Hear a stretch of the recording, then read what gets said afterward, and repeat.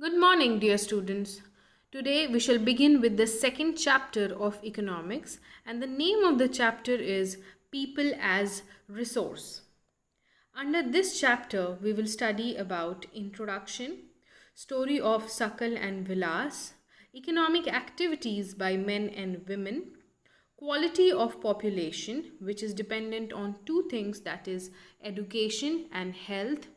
Next is unemployment, and the last topic is a concluding story.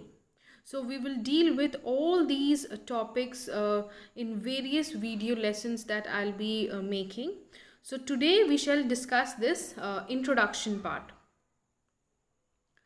The first subtopic is resources. What is the meaning of a resource? So resources refer to goods and services used in the process of production. These include natural resources and human resources.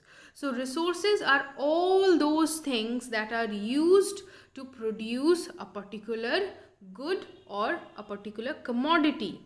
So those resources can either be a natural resource or a human resource. So these are the two types of resources. So let us understand what are natural resources. Natural resources are naturally available substances that are used in the process of production. These resources include various kinds of metals, minerals, wood, crude oil, etc. So natural resources are all those resources that are available naturally, that has been provided by nature to us, and that can be used to produce a particular commodity, that can be used in the process of production. So these resources are of various kinds. It can be sunlight, it can be wind, petroleum is there, metals are there. So there are various kinds of natural resources. The second type is human resource. Human resource are also called human capital. In the previous chapter, you have already studied about human capital under the topic of factors of production. There were 4 factors of production, and human capital was the most important one. So human resource over here is the same as human capital that you have studied in the previous chapter. Okay. So it refers to the stock of abilities, knowledge and skills acquired by the people of the country, which can be used as a resource in the process of production. So human resource or human capital is a stock of abilities, knowledge and skills. Okay, it is a stock of all these things that is acquired by an individual. That individual becomes human capital, and that can be used in the process of production. I have already told you that human capital is the one that is responsible to for arranging of other factors of production, that is land, labor and physical capital. So human capital is the most important one. Highest stock of human capital implies higher level of skills and abilities which can be used as a resource in the process of production. So the more ability and knowledge and skills are there, the better it is in producing goods. Higher will be the production. Human capital formation. This is the next subtopic. What is human capital formation? Human capital formation refers to the increase in the stock of abilities, knowledge and skill acquired by the people of a country during a period of time. So human capital formation means when there is an increase in the stock of all the things that human capital refers to, that is abilities, knowledge and skills. So whenever there is an increase in all these things in people, it is known as human capital formation, and this takes place over a period of time.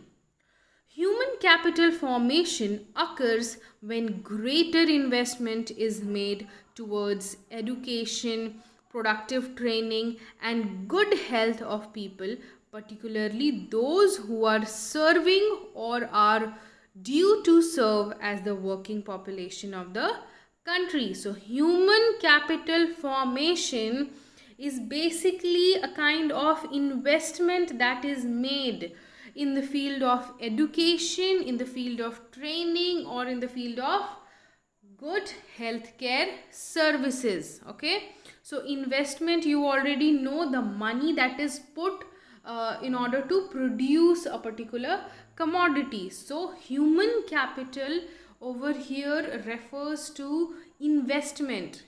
Okay, now this investment is very important for those who are already serving, who are producing various goods and services. For them, education and healthcare facility is very important. If they are not educated, they will not be able to perform well. If they do not enjoy a good health, their amount of work is going to affect, their productivity is going to affect. Okay, or it is also important for the people who are due to serve. Due to serve are the ones who will be serving the society, who will be producing various goods and services in near future, after a few years. So people who are due to serve are the adolescent ones, the ones who are going to become mature adults, and they are going to help the economy grow in future. Human capital formation implies greater expenditure on schools, colleges, hospitals, and nursing homes. So human capital refers to the fact that expenditure has to be incurred in the form of school fees, in the form of college fees, or in the form of bills in hospitals and nursing homes. So that expenditure has to be incurred so that the human capital is formed. Better trained and healthy people would definitely serve well as human resource in the process of production. As I have just now told you, if the individuals are better trained, highly educated, and healthy people, the amount of work that they perform will always be better. It will always be more than the ones who are unhealthy, who are uneducated. The process of production would certainly accelerate if the stock of human capital of a nation happens to improve over time. So the process of production, of course, increases. The amount of goods and services being produced is going to grow over time if there is a good amount of human capital formation. If human capital is present in a country in an abundant manner, the country is sure to develop. This implies that if a country wants to progress, it has to focus on improving its stock of human capital.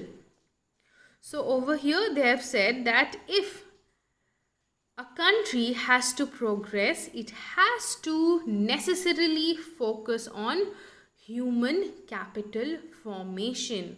The stock of human capital has to be improved. The amount of human capital that is present in a country, that has to be improved. Investment in human capital yields a return just like investment in physical capital. Just now, as I said, investment in human capital is also very, very important because it will yield a return, just like the investment in physical capital. You must be remembering physical capital are all those capitals that help in production of various goods such as machinery, such as raw material. So just like investing in physical capital gives profit, similarly, if we invest in human capital, it is also going to give us huge amount of returns. More educated and healthier people are advantageous to the society as a whole. If more number of people are educated, the society is going to get inspired. They are going to look forward to be educated. They are going to be conscious about their health. So it is very important and advantageous to have more number of such human capital. And the second thing is, there are many people in a society who are dependent population. There are two types of population: working population and dependent population. Working population refers to the age group of 15 to about 65 years, and dependent population is refers to all those people who do not belong to working population category, who are not working. So if our working population is more educated and healthier, they are going to earn more amount of money, which is going to help the dependent population as well. In a family, if there is a son who's very qualified and is healthy, he is going to earn a good amount of money which he can use to take care of his children and his elderly parents who are dependent. Children do not go out to earn. Same is for the elderly ones, the old people.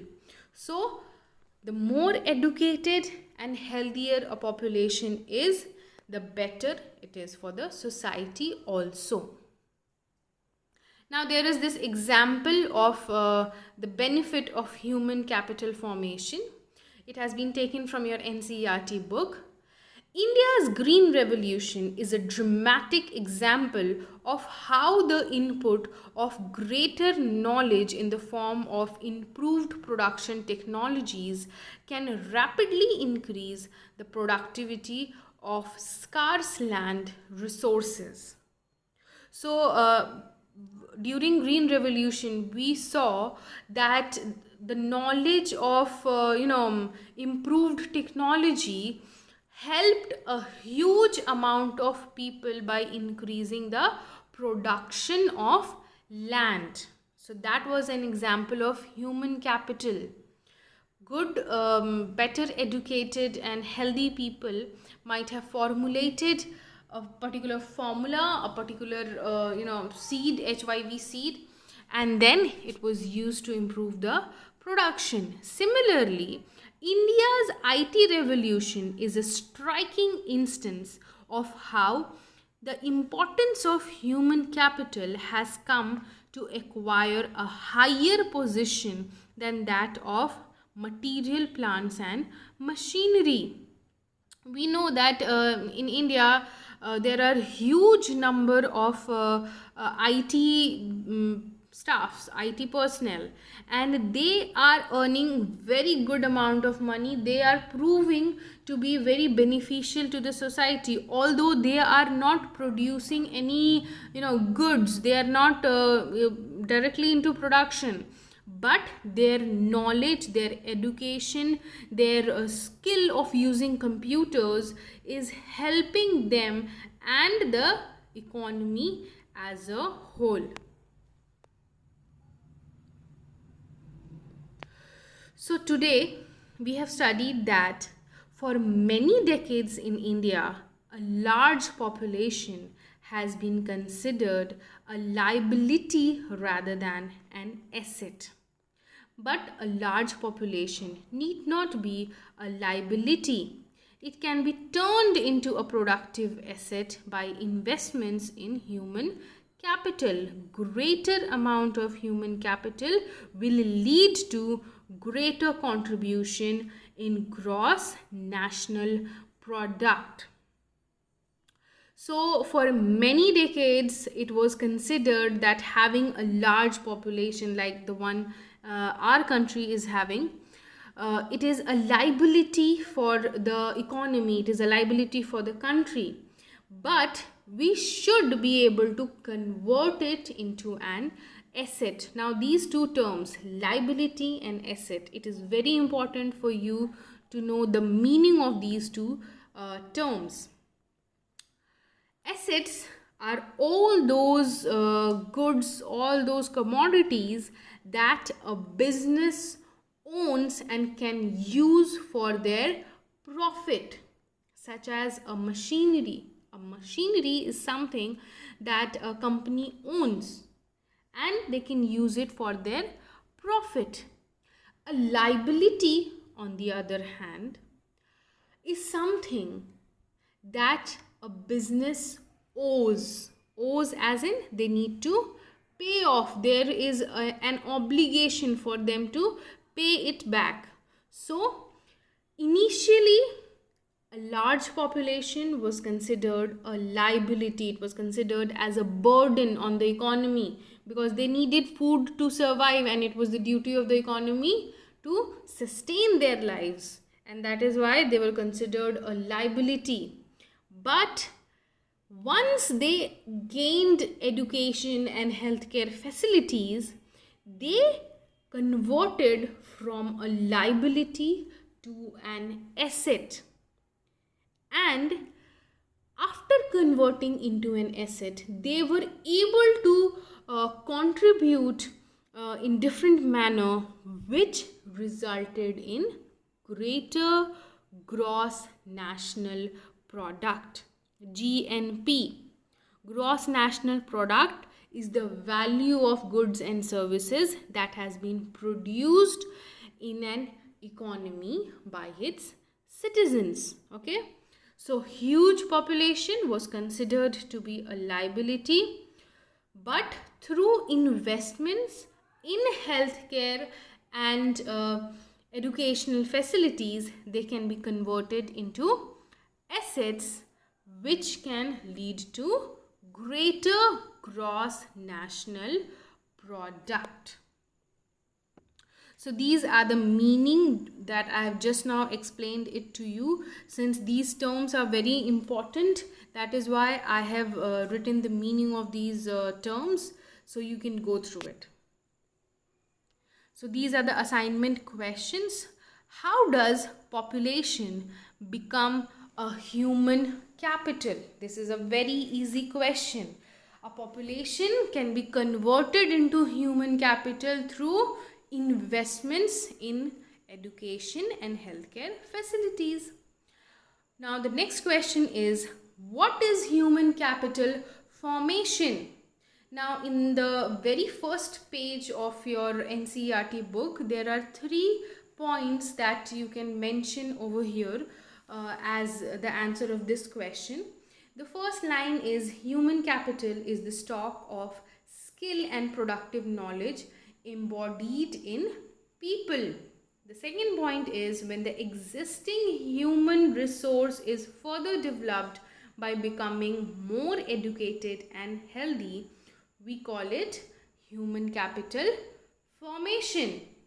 The third point is, investment in human capital through education, training, medical care yields a return just like investment in physical capital. So you can write all these points and you can even add a few more.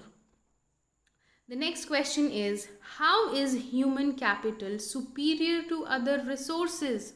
Human capital is superior to other resources because they can make use of all the other resources such as land, labor, physical capital, and hence it is superior to other resources.